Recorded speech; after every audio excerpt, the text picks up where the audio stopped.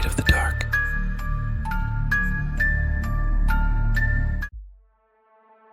Far from civilization, in the heart of Canada's wild nature, lies a dark mystery. The heads of gold prospectors vanish without a trace, while their headless bodies remain untouched amidst majestic mountains and rivers. Welcome to the Headless Valley, a place where not everyone survives to tell their story. Lefebvre stopped to get his bearings and turned to assess how far behind his companions were lagging. As expected, the pair were still some distance away, visibly struggling to navigate the winding trails and passages between the towering boulders. Smiling to himself, he reached into his pack for a slice of dried bison and then promptly continued on his way. The seasoned trapper had been traveling with the two Mounties for the past 3 days, and so far neither had been able to match his pace. He would be lying if he said he took no pleasure in their discomfort, having no love for either the RCMP or the obnoxious officers they employed. But it had been a tough year, and despite his dislike of the police, they were paying him good money to escort them, and they had little choice. The section of the flat river they needed to reach was a great distance from the nearest settlement, and few guides had ever been there. As far as he understood, they were searching for a prospector at the behest of his fiancée. Apparently, the missing man had failed to turn up for his own wedding, and Lefebvre suspected this would most likely be a case of cold feet rather than anything more sinister. He had traveled a short distance further when something caused him to stop again. There, not far from the trail, was the badly decayed body of a lynx, trapped in a snare that had been concealed in the grass. The sight of the dead animal made Lefebvre uneasy. It was unusual for a man to set a trap in this part of the world and then forget about it. The old trapper stood munching thoughtfully on his bison when the two lawmen finally caught up to him. Predictably, they seemed uninterested in the discovery, despite Lefebvre's observations, and so in due course their journey continued. But it soon became clear that there was something to the trapper's concerns. The travelers began to encounter more traps, each filled with the undisturbed and decomposing carcasses of lynxes and foxes. The trapper took little satisfaction in watching as the two policemen slowly began to comprehend the importance of the unattended traps, realizing that their mission now looked far less hopeful than when they had first set off. Shortly after, they came across a half-submerged boat trapped by undergrowth at the side of the river. A cursory inspection suggested it had most likely been hulled by rocks, but there was no trace of the owner. They were now only a short distance from Irving Creek and their destination, but there was a visible quickening in the pace of each man. The fate of the log cabin became evident before it came into view. With the air ahead thick with the scent of burned wood and must, Lefebvre had stood back and watched as the Mounties drew their weapons and approached what little remained of the burned-out structure.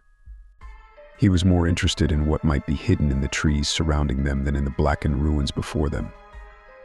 When he eventually joined the two officers, he was surprised to see the missing man's furs and supplies untouched, stacked up in a neat pile a short distance away from where the cabin had stood. The prospector's body lay nearby, his rifle beside him with its barrel crudely bent out of shape, and in one charred hand he was clutching a 6-shooter. But it was the missing head that most disturbed the trapper.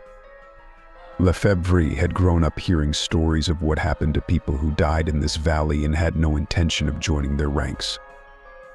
He made it clear to his customers that he would be heading back to civilization within the hour, with or without them. No arrests would be made for the murder of Phil Powers, and sadly he would not be the last man to die in such circumstances in this place. To the outside world, it is known as the Nahanni Valley, but to those who have visited it, it goes by a much more sinister name, the Headless Valley. The Nahanni River Valley contains some of the most stunning scenery in the Northwest Territories, as well as the area's highest peak, Mount Nirvana. Its beauty has resulted in it being designated a National Park Reserve, one that covers a breathtaking 12,000 square miles. There is a reason why the sprawling forests and flowing waterfalls have remained untouched by modern civilization. The terrain that surrounds them is so unforgiving that the only viable way to access the region is by helicopter, a luxury that was unavailable to prospectors back when gold was first discovered there at the turn of the 20th century. Those willing to gamble everything on a chance at finding an untapped seam of precious metal had little choice but to trek into the depths of the valley. Living out of temporary camps or hastily constructed cabins, they would go months without any contact, most usually emerging from the forests with nothing to show for their labors. But in 1904, two brothers staggered back into the town of Fort Laird laden with gold. Frank and Willie McLeod had journeyed to the region from their home in Edmonton at the start of the year, claiming to have located a hidden and vast fortune, which they would later return to claim the following year. Having invested their wealth in tools and supplies, the pair disappeared back into the valley, boasting of the riches waiting there to be mined. As time passed, the people they had promised to share their bounty with waited patiently for their return, but they never reappeared. 3 years after the brothers were last seen, Charlie McLeod led a party into the Nahanni Valley in search of his missing siblings. The skeletons of the two men were eventually found lying in the ruins of their camp, both missing their heads. One of the pair was lying underneath a stack of blankets next to what had once been a fire, indicating that he had been decapitated as he slept. On the other side of the fire, his brother's arm was reaching out for a nearby gun, his blankets thrown aside as he tried to prevent his own death. A decade later, another search party would venture forth into the valley, this time in search of a missing man named Martin Jorgensen. The Swedish national was a hardy prospector who had spent decades plying his trade all around the Yukon.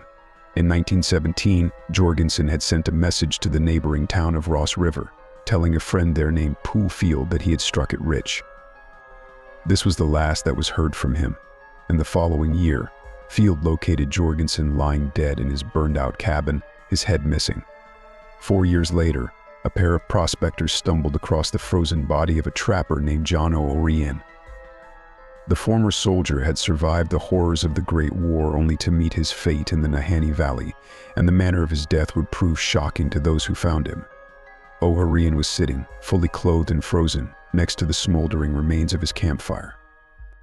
It was as if he had been suddenly and unexpectedly flash frozen, a mug of coffee still clutched tightly in one hand, despite being sat right beside a roaring fire. Not long after the discovery of the frozen trapper, another body would be found in a hauntingly familiar location. Yukon Fisher was a notorious local troublemaker who had made his home in the depths of the valley back in 1912. Described by those who had encountered him as a giant of a man, the outlaw had fled civilization after severely wounding a bartender with a broken glass during a drunken fight. Though the injury he had caused was severe, the victim had ultimately lived. But the amount of blood loss had convinced Fisher that he had killed his opponent. Even when told by visitors to the area that he was not a murderer, Fisher refused to return to society, surviving by raiding the camps of prospectors and stealing from the snares of local hunters. And then he seemingly vanished from existence. In 1927, the skeleton of a tall man was found lying in the undergrowth near Bennett Creek, mere yards away from where the bodies of the McLeod brothers had been slain. A .44 caliber rifle lay on the ground alongside it, its barrel inexplicably bent out of shape, and the burned remains of a shelter were also located nearby. As disturbing as the killings that have taken place in the Nahanni Valley are the disappearances of travelers within its boundaries, and the circumstances surrounding how some of these poor souls have vanished are as baffling as the manner in which the murdered victims were found. In 1926, May Lafferty was a member of a hunting party that had ventured into the Headless Valley. Somehow she became separated from the rest of her group. Despite repeated search efforts, no trace of the missing woman was found until several months later, when a native hunter named Big Charlie claimed to have seen a woman matching her description. The hunter stated that he had been traveling through the valley when he had caught sight of a woman climbing a nearby rock face. She was naked and visibly distressed, as if trying to escape from someone or something. When pressed on who he thought her pursuer might be, Charlie replied that he had not intervened because he believed it to be the devil himself. Lafferty's remains have never been located, and at the time she went missing, she was not far from the Flat River. 2 years after she vanished, another party traveling along the same stretch of water would also lose one of their number to those who knew him. Angus Hull was a tempestuous and impulsive character. When the party he was with refused to increase their pace, he had set off alone, determined to be the first to find evidence of a hidden gold seam. Hull's companions had let the prospector go, knowing it was best not to reason with him, and had followed his tracks as he pushed on. But several meters along the path, these tracks had suddenly ceased mid-stride. All that remained of Angus Hall was one final muddy boot print, as if he had been lifted off the ground by something as he walked. Then, in 1936, two more prospectors vanished. Bill Epia and his partner, Joe Mulholland, had spent years in the Nahanni Valley in search of fortune. The remains of their log cabin were found burned out on the shores of Glacier Lake, but the bodies of both men were not inside and have never been found. As with the killing of Phil Powers in 1931, no person has ever been arrested for any of the murders that have taken place in the valley. When asked who they believe to be responsible, members of the native Dean tribe have laid the blame firmly at the door of a mysterious and enigmatic community. The Nahar people are said to be the original inhabitants of the Nahanni Valley but shunned contact with other tribes. Their name translates as the people over there in reference to the distance they kept from their neighbors. And they were believed to possess almost supernatural powers. Nahar warriors were described as being exceptionally tall and powerful. They were immensely strong and hid their faces behind terrifying masks. The tribe is rumored to have died out centuries ago, but unlike similar societies, left no buildings or settlements behind. They simply disappeared into the mists of their surroundings. The Dean claimed that the Nahar would cut off the heads of those who strayed into their territory as a warning to other trespassers to stay away, and that the killings are the work of the descendants of this murderous people. In 1945, it was reported that a miner named Ernest Savard had been found dead in the Nahanni Valley. The Ontario native was lying in his sleeping bag, his head having been cut from his shoulders and propped upon a nearby rock. As recently as 1983, a hiker in Canada's Glacier Bay stumbled upon the belongings of a missing prospector. The witness reported hearing a ghostly moaning coming from the surrounding undergrowth before catching sight of a mysterious masked figure approaching, from whom he quickly fled. The slayings of prospectors in this region are eerily reminiscent of identical killings in Arizona's Superstition Mountains. There, too, a mysterious force is said to protect a hidden cache of gold lying in an undisclosed mine named the Lost Dutchman's Gold Mine. While many victims of these killings have also been found headless, other, more fantastical explanations for the killings have also been suggested. Drawings found in nearby caves show what appear to be mastodons, and the bones of these ancient creatures have also been located by archaeological digs. Is it possible that there are prehistoric species protected by the isolated nature of this environment? One such creature alleged to inhabit the valley is known to the Dean as the Wehila. From the descriptions provided by their writings, this monster is some form of amphibian, a cross between a bear and a wolf. It would crush its prey to death with powerful arms before feasting on their remains. It is possible that such a creature might also be the descendant of the dire wolf, another prehistoric species believed to be extinct.